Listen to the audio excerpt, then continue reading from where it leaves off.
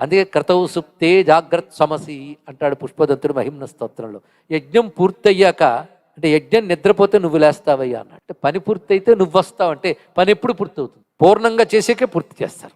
అందుకని వంట సగంలో టైం పెట్టుకుని 5 నిమిషాలకు అంత ఉడికితే అంతా దించారు కదా, మొత్తం ఉడికితేనే పూర్తి అవ్వడం. 5 నిమిషాలకు పూర్తి అవ్వడం కాదు, ఉడికితే పూర్తి అవ్వడం. కానీ పూర్తి అవ్వడం అంటే అర్థం ఏంటి? పూర్ణమవ్వడమే పూర్తి అవ్వడం. శబ్దం కూడా అర్థం. సమాప్తం, సమాప్తం అనే శబ్దం ఎప్పుడైనా విన్నారా? సమ్యక్ ఆప్తం, సంపూర్ణముగా పొందబడింది. అలాగే నువ్వేదో కర్మ చేసావు, దాన్ని చక్కగా కూర్చగలగాలి. కూర్చితే హారం, చక్కగా కూర్చితే సంహారం. చక్కగా కూర్చాడు అక్కడ, కర్మ ఫలాన్ని కూర్చాడు. ఇక్కడ ఫలాన్ని సంపూర్ణం చేశాడు. నీకేం కావాలి అంటే పని పూర్తి కావాలి. ఊరికనే పని మొదలెట్టానంటే అవుతుందండి కాదు, పూర్తి కావాలా లేదా? యజ్ఞం చేసావు, ఎప్పటికీ పూర్ణాహుతి. పూర్ణాహుతితో యజ్ఞం పూర్తి కాదు, ఫలం రావడంతో పూర్తి అవుతుంది. కానీ ఓంకారంలో 4 భాగాలు ఉంటాయి: అకార, ఉకార, మకార, తురియం. అకార, ఉకార, మకారాలు మీరు అంటున్నారు. ఓం అన్నప్పుడు వినబడే 3. ఓం ఓం అన్న తర్వాత స్థితి ఏమిటి? అది వాక్కుతో వర్ణించలేం. వాక్కుతో వర్ణించలేనిది, మనస్సుతో భావించలేనిది బ్రహ్మమునందు అది లయమవుతుంది. ఇక్కడ అది తురియం, అది అనంతం. అకార, ఉకార, మకారాలు లిమిటేషన్ ఉంది. అది వెళ్ళే మౌనం ఉంది, అది అనంతం. ఆ మౌనం పరమాత్మ, అది అఖండానందం, అది బ్రహ్మము, అది తురియం. అందులోంచి వచ్చింది ఆ ఊమా, మళ్ళీ అందులోకి లయమైంది. ఆ ఊమా అంటే సృష్టి స్థితి లయ, దానికి పైన ఉన్నటువంటి తురియం. కానీ దేనిలో లయమైంది? అది ఓం అన్నప్పుడు తురియంలో లీనమైంది కదా. అందుకే రుదంతే నాదాంతే. ఆ తురియంలో లీనమైనప్పుడు ఒక ఆనందం కలుగుతుందండి. ఆనందం ఎలా ఉంటుందంటే, బాగా తాపం పొందినటువంటి వాడు ఒక జలపాతం కింద నడవగానే ఆ జలపాతం పడుతూ ఉంటే కలిగినంత ఆనందం, అంటే ఒక అభిషేకం అంటే అది. ఆ నాదాంతంలో అమృత ప్రాప్తి లభిస్తుందే. నాదము యొక్క అంతమునందు ఎవడు లభిస్తున్నాడో వాడు రుద్రుడు అన్నారు. ఇక్కడ రుద్ర శబ్దానికి నాదాంతమునందు ద్రవతి ద్రావయతి, తాను కరిగి నిన్ను కరిగిస్తాడు.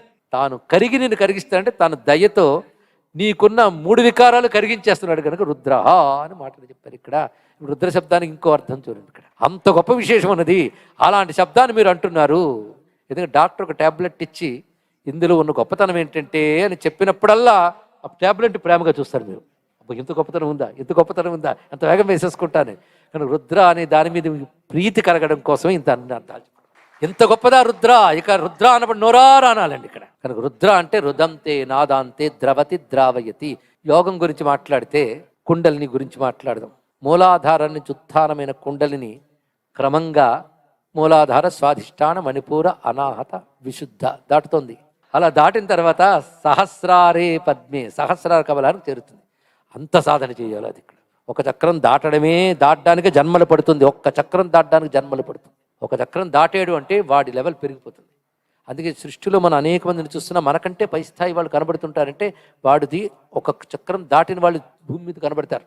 కానీ అన్ని చక్రాలు దాటి బిందువు దాకా వెళ్ళే వాళ్ళు మాత్రం కోటికొక్కడు కూడా ఉండేటండి. ఒక సిద్ధపురుషుడు చెప్పాడు, అలా వెళ్ళిన వాళ్ళు ఎవరైనా ఉన్నారంటే ఒక్కడున్నాడయ్యా ఈ కాలంలో అన్నట్ట. ఎవరంటే కాంచి యతీంద్ర చంద్రశేఖరేంద్ర సరస్వతి వారు ఒక్కరే ఉన్నారని ఒక సిద్ధపురుషుడు యోగి చెప్పినటువంటి మాట.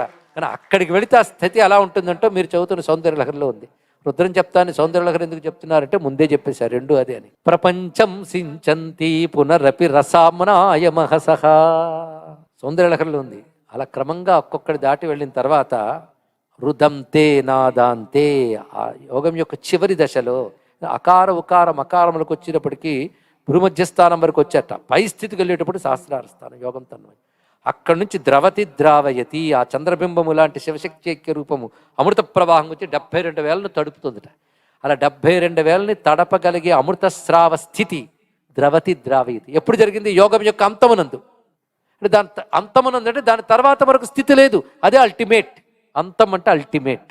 కానీ అంతము కలిగించేవాడంటే అల్టిమేట్ అనే స్థితిని ఇచ్చేవాడు. ఆ పరమస్థితిని ఇస్తున్నాడు. పరమస్థితి ఎలా ఉంటుంది? ఈలాగున వివరింపలేను, చాలా స్వానుభవైక వేద్యమే అన్నాడు పంచాగ. ఆ స్థితి ప్రపంచం సించంతి పునరుపరసామ్నాయ మహస, వాడు నిరంతర ఆనందంలో ఉంటాడు.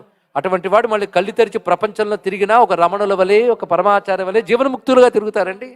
ఆ స్థితి ఇచ్చేవాడెవడో వాడిని రుద్రుడు అంటారు. ఇప్పుడు రుద్ర శబ్దం ఎంత విశేషమైన భావాన్ని ఇచ్చింది ఇక్కడ. ఇంకొక రహస్యం, వృత్తం అంటే అర్థం ఏం చెప్పాము ఇక్కడ? నాదం. ఇప్పుడు మరొక అర్థంలోకి వెళ్తున్నాం. నాదము అంటే శబ్దము. శబ్దం అంటే ఒకటే గుర్తుపెట్టుకోండి, శాస్త్రంలో శబ్దం అనే మాట ఎక్కడొచ్చినా వేదం అని అర్థం. శబ్దం అంటే వేదమే, మరొకటి కాదు. శబ్ద బ్రహ్మ అనే మాట ఎప్పుడు విన్నారా? శబ్ద బ్రహ్మ అంటే వేదమే. అంతేగాని మనం ఒక పుస్తకం రాసేసి ఒక నవల రాసి శబ్ద బ్రహ్మం అంటే కుదరదండి ఇక్కడ. అది బ్రహ్మం అనే శబ్దానికి సరిపోదు. శబ్దమంతా బ్రహ్మమైన శబ్ద బ్రహ్మం అనగా వేదమే. ఇది ధర్మం, ఇది అధర్మం అని తెలుసుకుని అధర్మం పాటించకుండా ధర్మాన్ని పాటించాలి అంటే చెప్పే శాస్త్రం పేరు వేదం. కనుక వేదము ధర్మం మీద అధర్మం మీద చెప్తుందిట. ధర్మం మీద అధర్మం మీద చెప్పింది కనుక రెండోది చేస్తానని రాకూడదు. అంటే ధర్మం చెయ్యవయ్యా, అధర్మం చెయ్యకూడదంటే అదేంటో తెలియాలి కదా, అందుకు అధర్మం.